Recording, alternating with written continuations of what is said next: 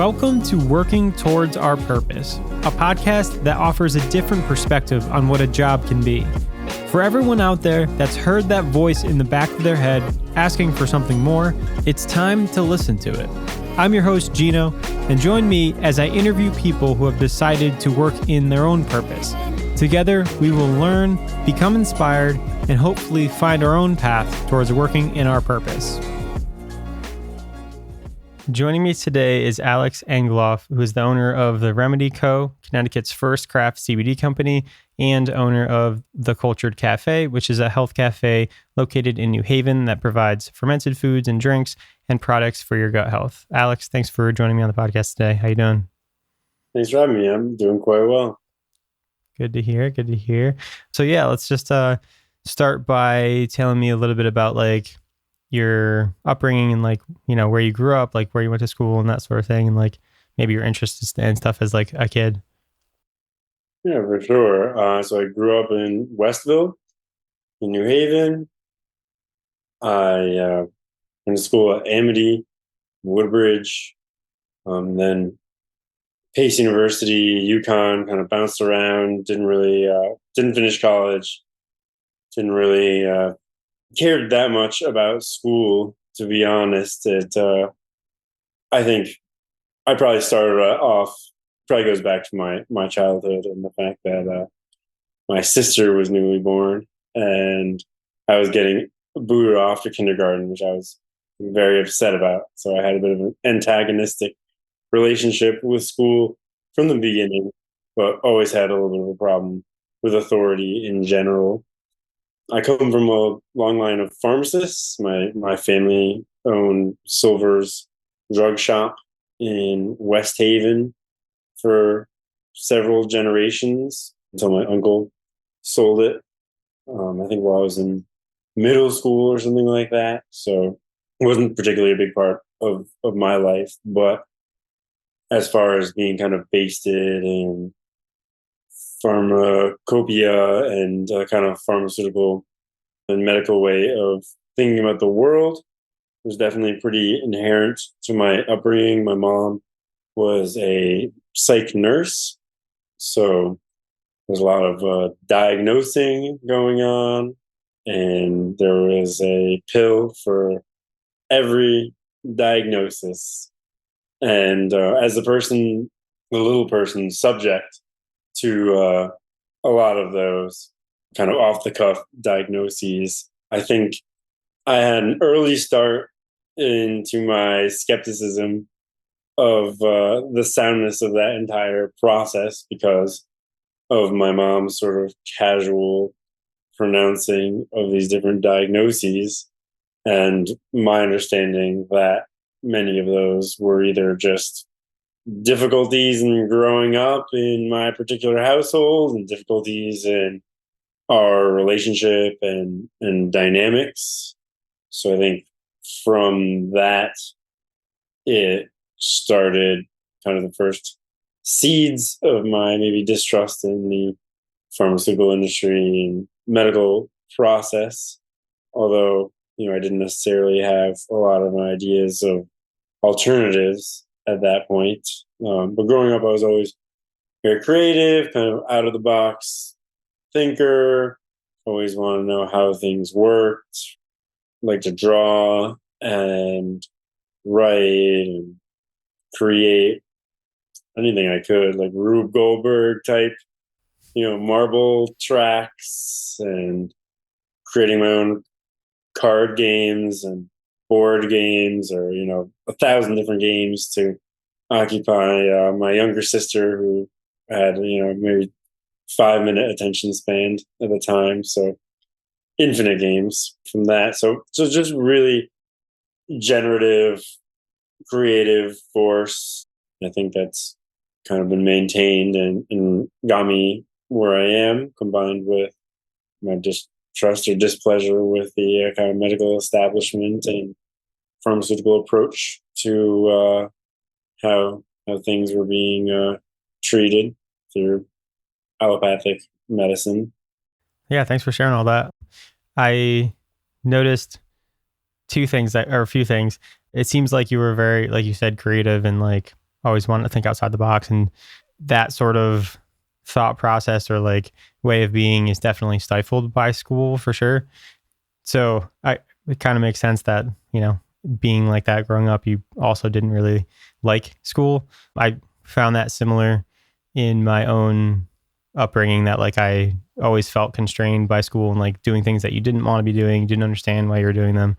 But for me, I did go to college and went to 4 years and graduated and everything. What did you go to school for, or try to go to college for? And how did that look like as far as not finishing it? And like what made you decide to stop?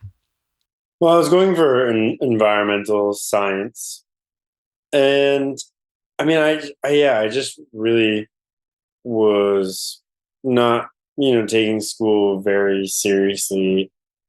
For me, there's just a huge disconnect between, there was a big disconnect between school and where that and how that might be applied and what you're doing outside of school. And I never really was able to kind of bridge that gap and, determine what I wanted to be doing with myself through school. I was always very aware of these classes almost have no reflection on the actual activities or processes that, will be needing to be done with this degree, or what we're going to actually be doing. And I think in order to even get a taste of what one might be doing in a certain field, you need to be, 3 or 4 years into your degree in order to start doing field work or, internship or something that might actually give you a kind of glimpse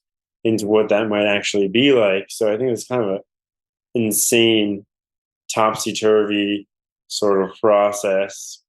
Yeah, I was gonna say I definitely agree with that. And I would even say further so, like so I went to school for mechanical engineering. I didn't know what it was until 6 months into my first job. Like I didn't understand at all what an engineer did.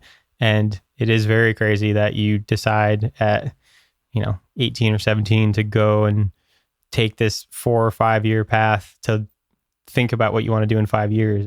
Yeah, so I actually got arrested at UConn because I was selling a fair amount of psychedelics and things while going to school. So that's what stopped me from continuing Okay. at UConn. And then from there, I was incarcerated for about a year and a half, got out, and then, kind of for the first time had freedom and money. Although, I mean, I was on parole, so not that much freedom, but at least just like money and a car. And so that was kind of the most agency I'd ever had, weirdly enough, even though I was technically restricted to staying within the state. And there's all these potential forces that could be unleashed upon me from a pin drop. Huh.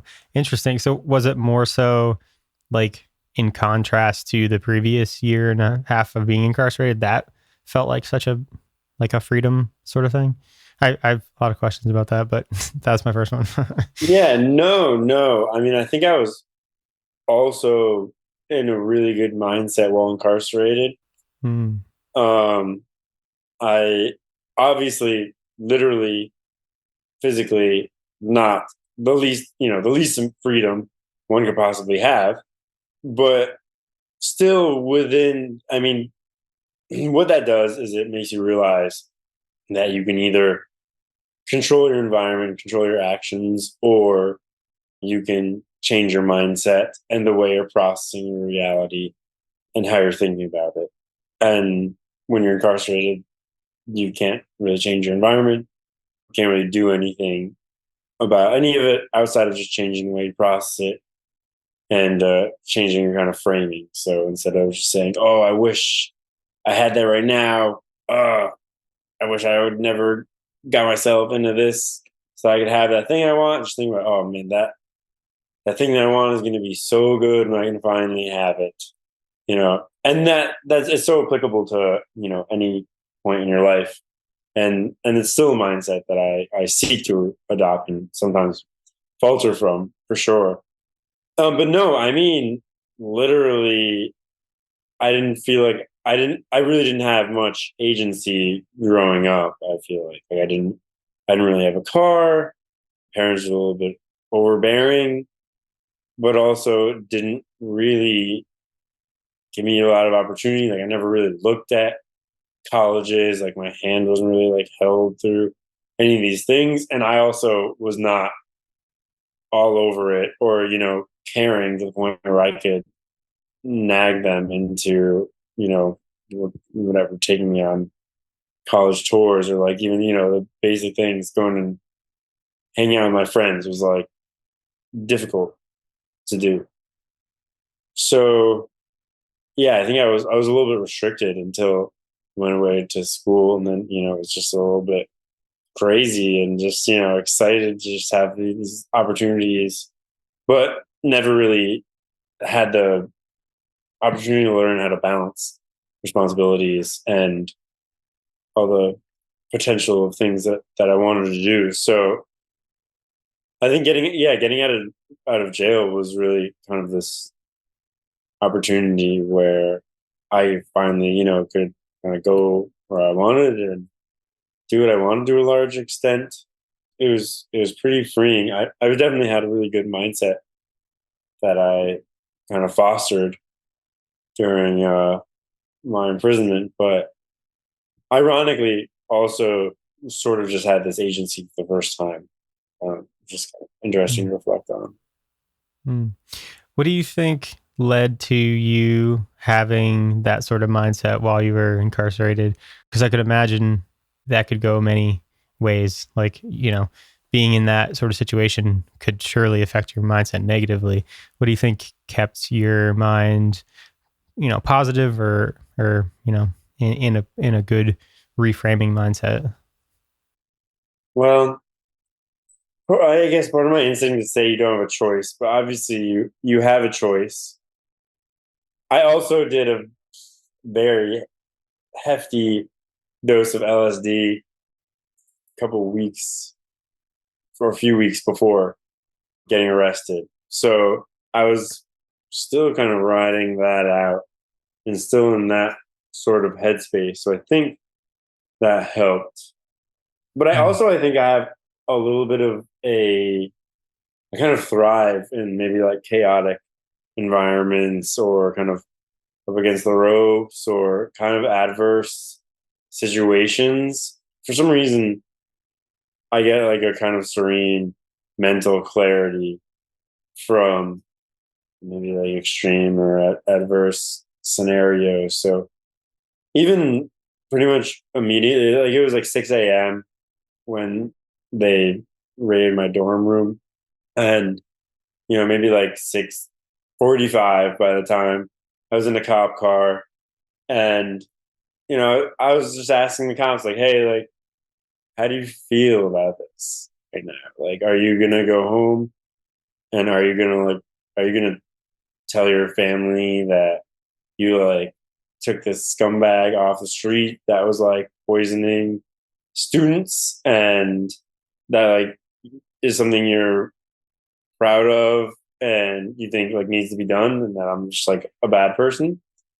And they were not very passionate about what they did, and they were like, "Please, like, come on, man, we're just trying to put food on the table for our families." Like, they really didn't have an Mm. opinion on it at all. Or if anything, I think the response showed some guilt in the fact that they didn't really want to hear or acknowledge that or like give me a real answer. But I use that as an example of like these like I was immediately just kind of went like curious journalistic kind of mode. So for whatever reason, like when I'm injured or in a abnormal sort of a situation, for whatever reason, I seem to have pretty cogent kind of response to them by some kind of reflex. Mm. Yeah, no, I like that. But yeah, I could definitely relate to that a little bit. It's kind of like almost like you get to a point where you have to make a decision, and then it becomes motivating for you to like make the decision, because it's like, well, I have to pick one or the other, and I guess I'll pick the one that I think is best. And yeah, I don't know, that I've always worked, I guess, better under pressure too. If I have too much time to do something, like I won't do it or I won't figure it out. But if I have like a lot of things to do, then I'll be able to like work more efficiently and kind of, I don't know, see things more clearly. So I guess I could resonate with that a little bit. But that's really funny, that story about asking them about what they were doing and if they felt good with it, and they were just like, hey, I'm just doing my, like, just trying to get paid here.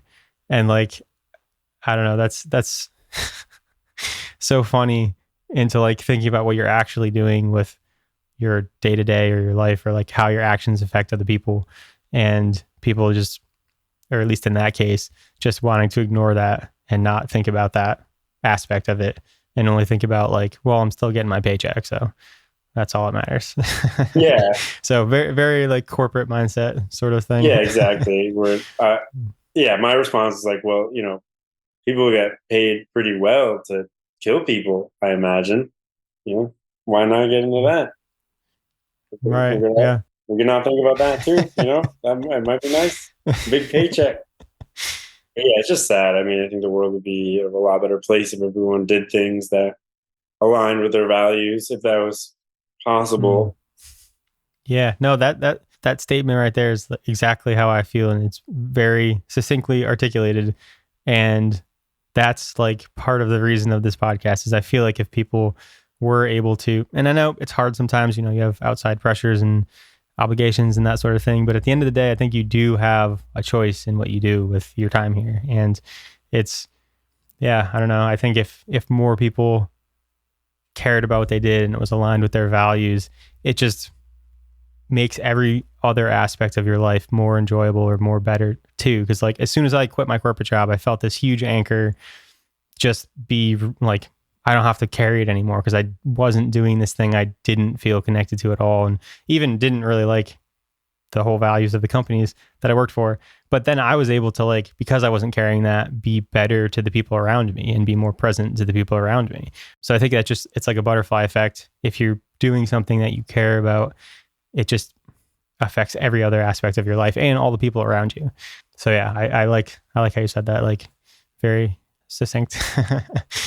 So yeah, so next question would be like, what did your life look like after you got out, and like you deciding what you wanted to do, and like, did you know what you wanted to do right away, or was it like trial and error of things, or what was the next stage of your life like?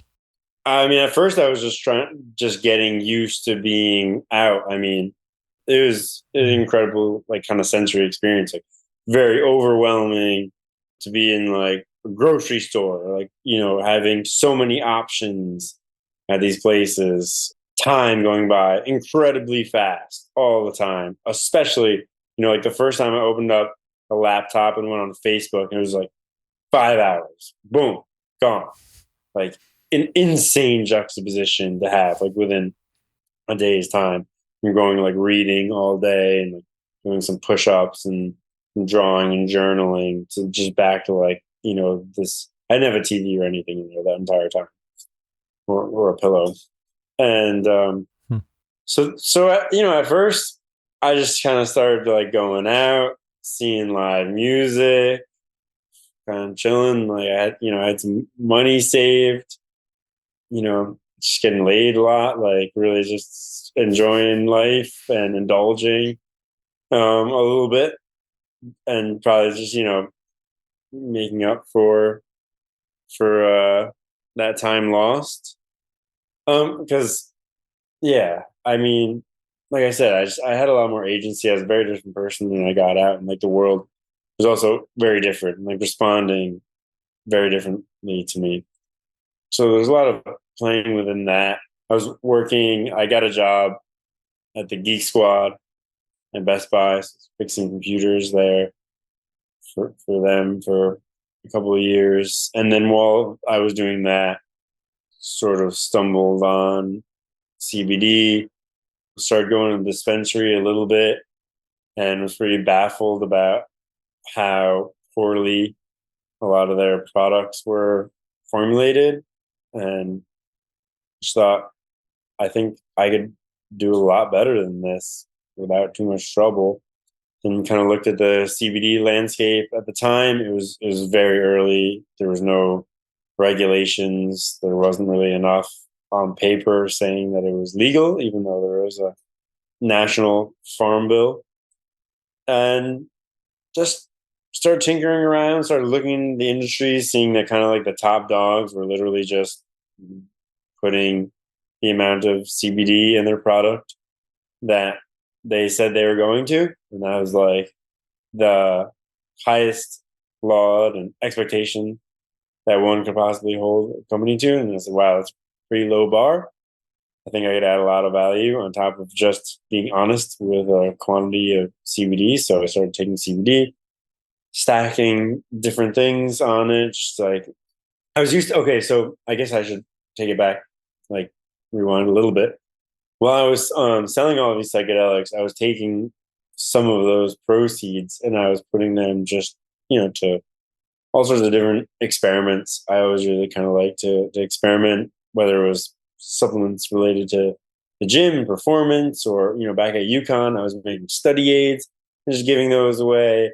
I was making things for people to take before psychedelic experiences that would potentiate them, and things afterwards to help them kind of reintegrate and come back to earth in a smooth fashion.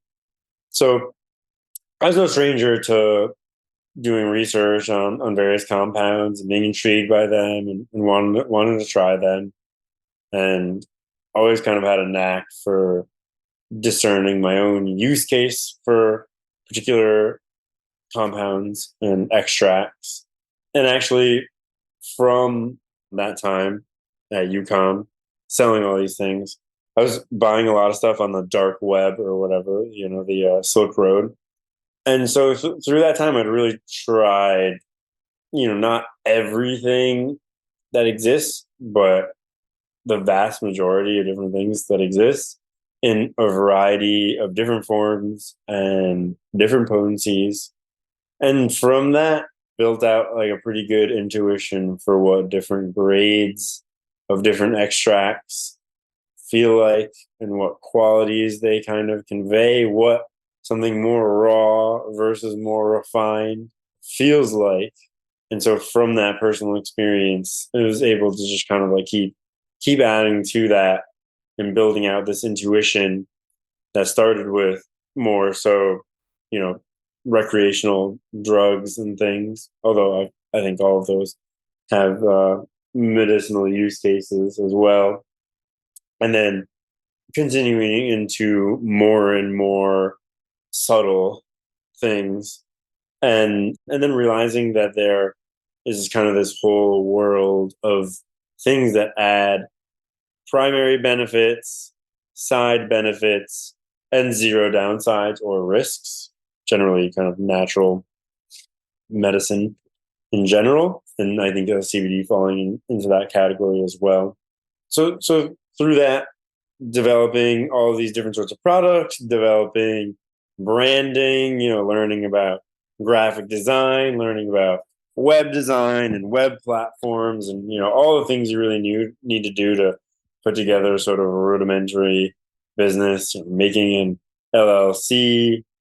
All of it just came down to just looking things up on the internet and then trying things out and chipping away at them. And I think, everything seems very hard, and if not impossible, from far away.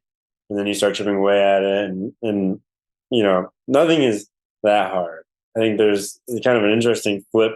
From a certain distance, you think, that's like, that can't be that hard. It's got to be pretty easy. And then you start going after it, and then you get a little closer, and you're like, oh, fuck, man. Like, I don't know about these specific things. Like, a little bit more than you did before. You're really seeing the hurdles more clearly. But then when you start approaching them, you can just kind of knock out one after the other. And it's just doing things. And you're always going to be better off from doing some things than not doing anything at all and being caught up in analysis paralysis. Yeah, for sure. I agree with that.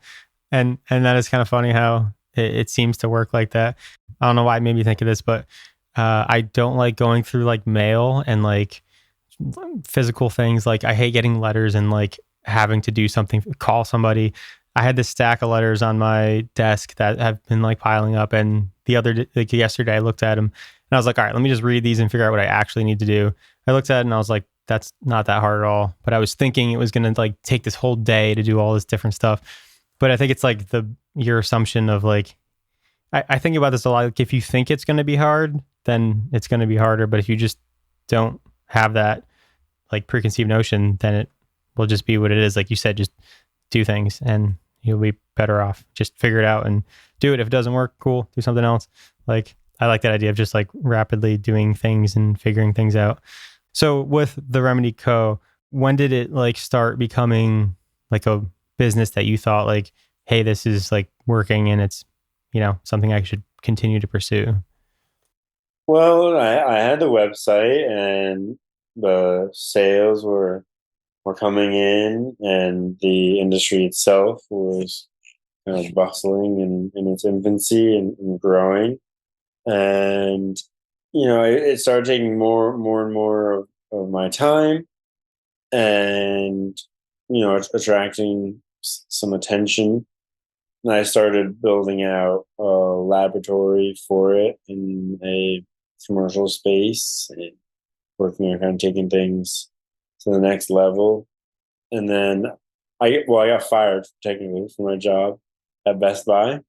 And then I was like, okay, I'm gonna focus on this full time. I did leave. I was going back to school at Southern for a semester or two, and stopped going to school because, once again, just wasn't very interested in it. Wasn't paying a lot of attention. Didn't feel very committed, and I was kind of taking some shit from teachers while having important decisions to make over, using my phone or something in class. I think they thought I was texting a friend or, something unimportant. And I was like, I don't feel like dealing with this from teachers, when I'm supposed to be paying for this service here, and them teaching me, badgering me. So there's a little bit of a leap. It wasn't like I was necessarily totally, making in all the money I needed to at the time. But I just figured, you know what, like, let me put my all into this and see where it takes me, and kind of fully commit myself to taking this to the fullest extent. Actually didn't really end up paying myself for a little while. It took a couple people telling me that I needed to pay myself to actually start paying myself. Hmm. There's I guess a quote that I read somewhere. I don't remember, it was some book. And there's like two different schools of thought. Like some people say you should pay yourself last in a business, and then some people say that you should pay yourself first. And I think the second is a better approach, because if you pay yourself first and then you have to pay these other, like, you owe money to other people, it's going to make you figure out how to do it, because you'll be more dedicated to paying that person because you owe them something versus you would yourself. Because a lot of times you're like, well, I'll just get it next month, or, think about it in that way. So I always liked that approach.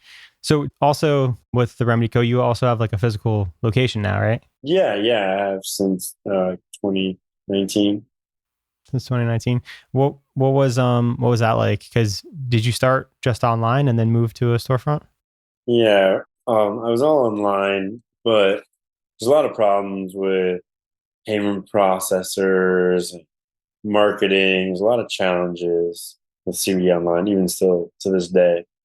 And I already had this space, so I figured why not put a storefront on it and just let people walk in and buy stuff. So I had laboratory space in the back and the storefront in the front, so I could be making stuff in the back and working, and then also handle customers when they came in. So it was pretty efficient. Nice. So is that still how it exists nowadays? Are you the only one that works there, or do you have other people working under you? Or Yeah, I have other people working there now. I've really been focused on the cafe for the last 2 years. Hmm. Okay, cool. So that basically grew from you doing everything to then you employing people and showing them the process and kind of having that run on its own. Yeah, creating systems and hiring people to take on a lot of the responsibilities. What was hiring like your first person like? Did you have to deal with any having a hard time trusting people to do things the way that you did them? Did that come hard or easy to you?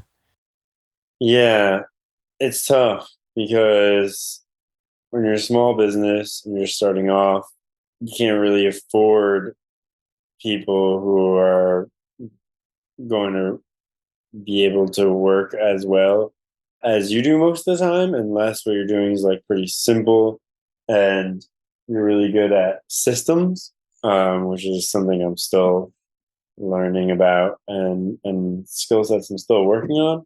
So yeah, there's definitely it's it's hard to trust because certainly people's work ethic is varying, and it's also very dependent on sort of an environment that you keep and produce.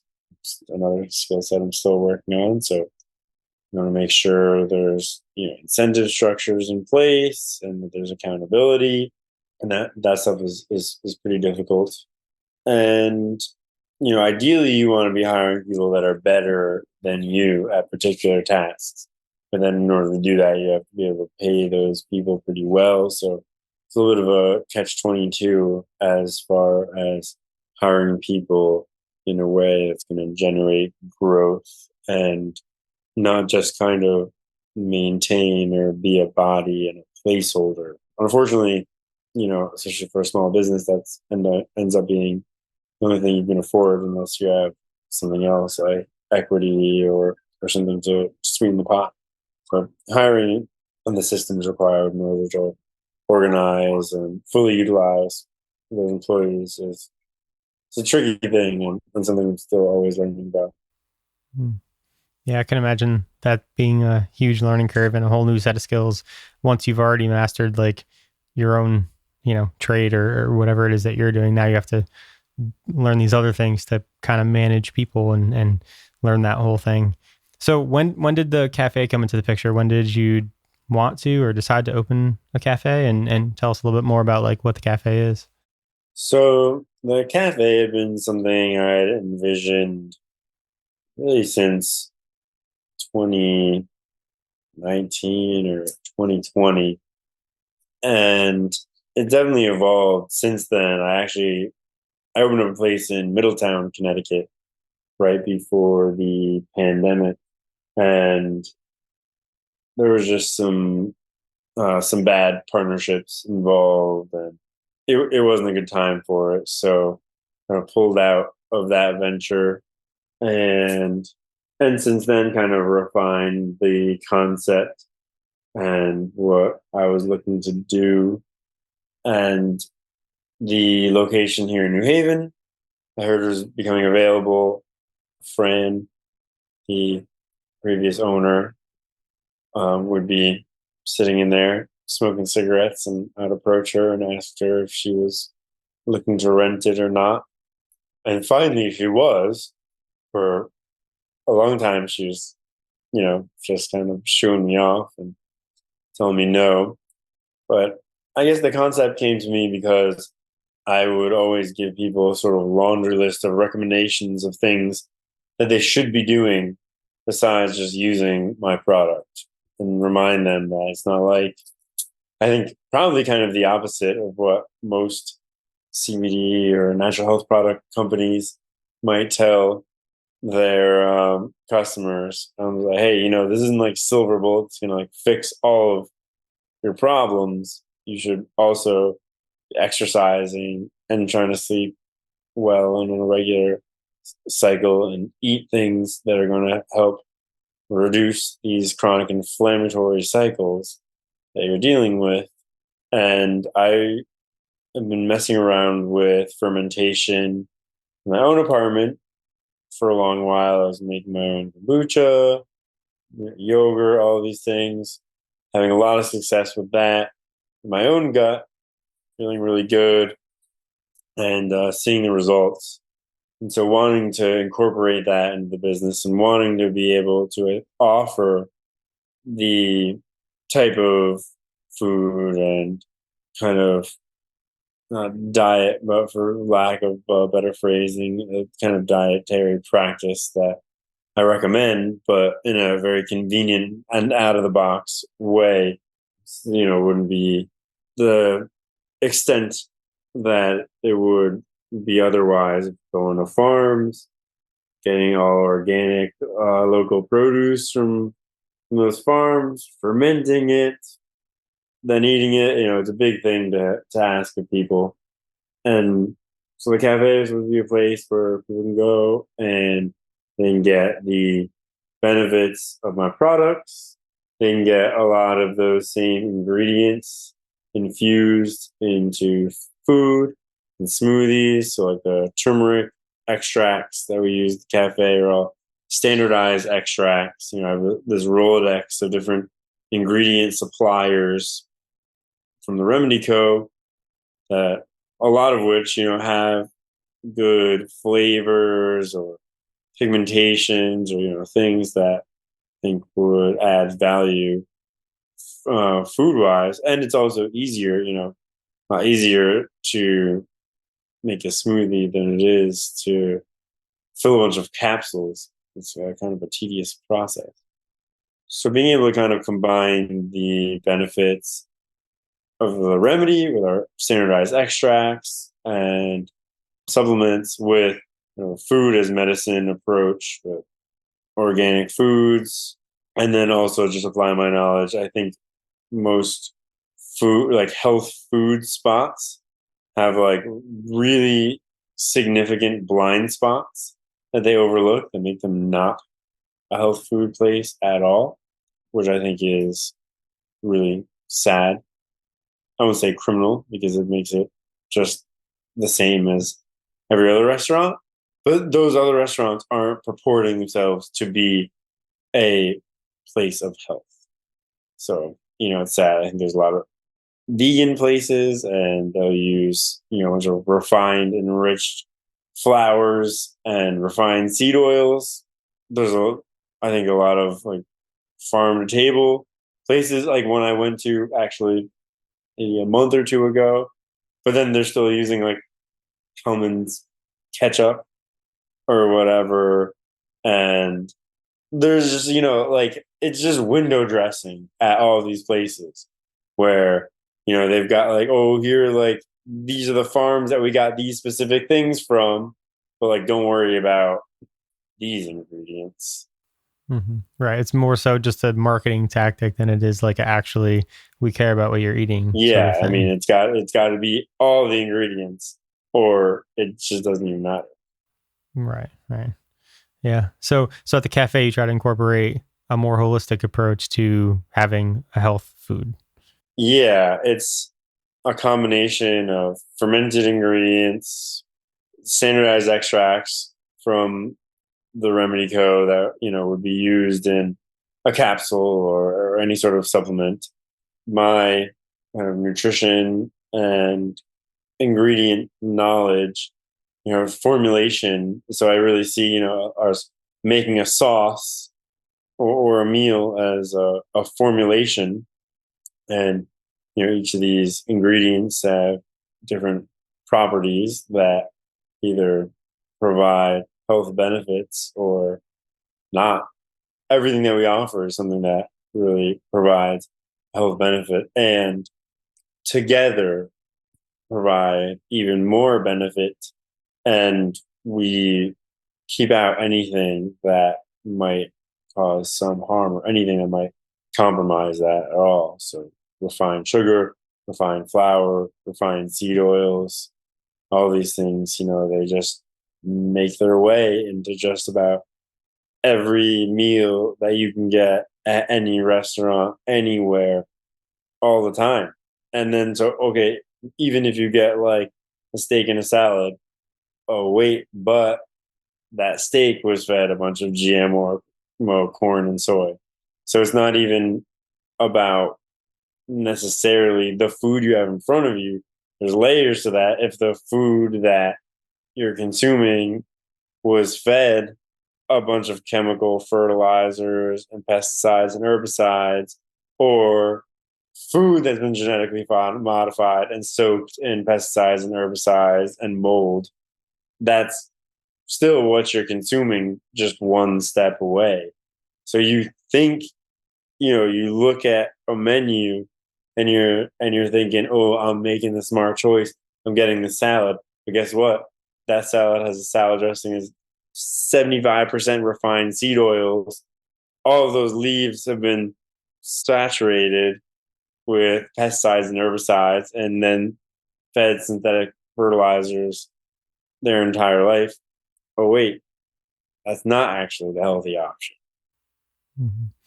Yeah, I think it's definitely a place that, at least for somebody who like tries to eat healthy or good, it's like, yeah, it's that chain reaction because everything's so globalized. Like you don't know where anything's coming from or how it was grown or what it was fed when it was grown and that sort of thing.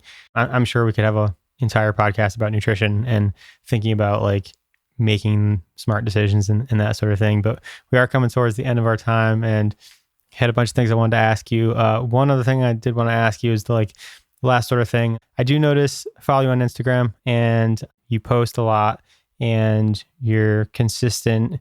And I wanted to ask you about something in particular. So you have like a page for yourself, you have a page for the Remedy, and then you have a page for the Cultured Cafe. I noticed that you post things together and post them all from the same pages. So like personal, cafe, Remedy. I think that that's interesting because I think about the idea of like you as a business owner and you as a person, and it seems like they're similar. And I like that idea of that, like you're showing who you are and that's who your business is. And to me, the more of yourself you can be, the more people will be drawn to you because, everybody's unique in their own way. And the more that they can be themselves, the more like, I think that attracts people to you. So I think you do a good job of like just making a video of yourself and then being able to post it across the businesses. And it kind of all makes sense because it's all you and like authentic. I wonder if that's like an intentional thing that you do or if it's something that you just do without thinking about. Yeah, part of it is convenience and expediency. But I think there's definitely, I definitely am aware that both of my businesses are really predicated on my own experience, my own gut. Like I always said at the Remedy, there's the research, an existing body of research, that I'm reading that's getting me intrigued about a subject. And then there, is the mechanisms and my understanding of how they work in the body and how a particular compound might synergize or stack well with another compound that maybe I have in the formula. But in the end, there's really my experience with a particular compound. And no matter what the research says and, what's down on paper, if I don't feel what I'm looking to feel or something significant, or, if I'm not getting a satisfactory result, then I'm not going to include it in the formula. I'm not just going on blind faith. I'm not just listening to what somebody else says, and I'm not going to try and convince someone else that they should just have faith in what someone's just telling me that I'm just passing on. And I think that's what probably 95% of health-related businesses are out there. Is just someone just relaying something that someone told them that they're just having faith in.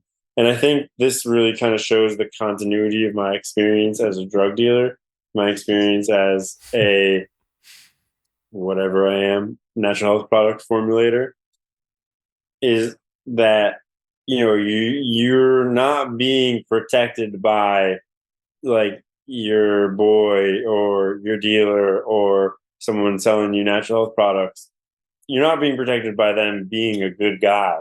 and having good intentions. Like that stuff only goes so far, and it's just almost a non-starter at all. Like the only thing that's going to protect you or help you is knowledge and research and application. And of course, you want good intentions behind all of that, and you want someone to be genuine and to be a good guy. Obviously, all that stuff is great and important, but built on top of a foundation of deep understanding and research and all that being applied. And yeah, I feel like that was something that came up a lot when talking to people about drugs and natural health products. Both, I mean, almost indistinguishable. But people always say, "Yeah, he's a really good guy. I trust him." I was like, "Why do you trust him? Is this tested? Is it from a sort of like, has it been through a mass spec? Have you used test regions on it? Like what?" There's objective ways of knowing, and so I think I've strayed from your question, but yeah, I think it's really important to be genuine and just be yourself. And I think there's a lot of people out there who are playing a role and trying really hard to do a thing and convince people of a thing. But if it's not something natural, if it's not something for you, I guess this is like a one way that I'm a bit of like an Ayn Randian, although I really don't like her writing, is that I think you really do have to put yourself first, and it really does have to be about you. And if it's not personal, and if you're not enveloped in it and obsessed with it, and personally benefiting from it, and have that personal experience to go with knowledge and fastidious research, then you're just repeating something you were told. It's just a superstition. Yeah. Yeah, I like that. It's almost like the anti-capitalist type of business. Like you're not just doing it for the money, which I guess is your own benefit, but you're doing it more so for your own benefit and then helping other people because it's benefiting you. And yeah, I really like the idea of helping yourself first, and then you'll be able to then help the people around you.